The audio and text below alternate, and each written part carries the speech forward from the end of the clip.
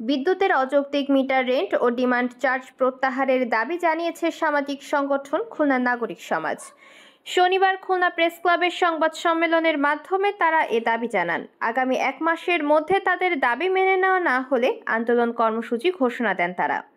লিখিত বক্তব্যে নাগরিক সমাজের সদস্য সচিব বাবুল হাওলাদার বলেন, 2014 সালে প্রিপেইড মিটার স্থাপনের একটি পাইলট প্রকল্প গ্রহণ করে ওজোপারিকো, যার অধীন খুলনায় 2015 সালে প্রিপেইড মিটার স্থাপনের কাজ শুরু হয়। প্রিপেইড মিটার স্থাপনকালে ওজোপারিকোর পক্ষ থেকে বলা হয়েছিল বিনামূল্যে এ মিটার স্থাপন করা হচ্ছে, এ বাবদ কোনো মূল্য নেওয়া হবে না। কিন্তু কিছুদিন যেতে না যেতেই সংস্থাটি মিটার প্রতি আবাসিক মিটারে মাসে 40 টাকা এবং বাণিজ্যিক মিটারে 250 টাকা হারে ভাড়া গ্রহণ করা শুরু করে, যা গ্রাহকদের সাথে রীতিমতো মিথ্যাচার ও প্রতারণা।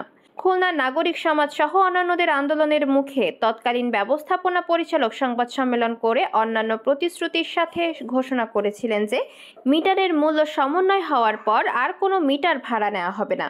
সংবাদ সম্মেলনে বলা হয়, মিটার স্থাপনের সময় আবাসিক মিটারের ক্রয় মূল্য ছিল 3,200 টাকা এবং বাণিজ্যিক মিটারের মূল্য ছিল 14,000 টাকার মতো।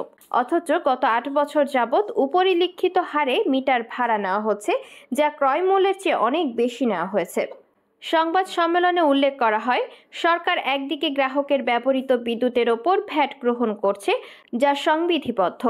অন্যদিকে বিদ্যুতের চার্জ বাবদ মোট চার্জ হিসেবে অর্থ নেওয়ার পরেও ডিমান্ড চার্জের নামে একটি বিশাল অঙ্কের টাকা গ্রহণ করছে সংস্থাটি, যে বিষয়টি আমাদের নিকট বোধগম্য বা গ্রহণযোগ্য নয়।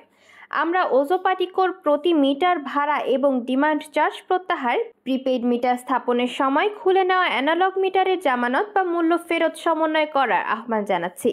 চলতি মাসের মধ্যে সংস্থাটি এ ব্যাপারে গ্রাহকদের সন্তোষজনক সিদ্ধান্ত গ্রহণ করবে বলে প্রত্যাশা করছি, অন্যথায় দাবি পূরণে লাগাতার আন্দোলন গড়ে তোলা হবে।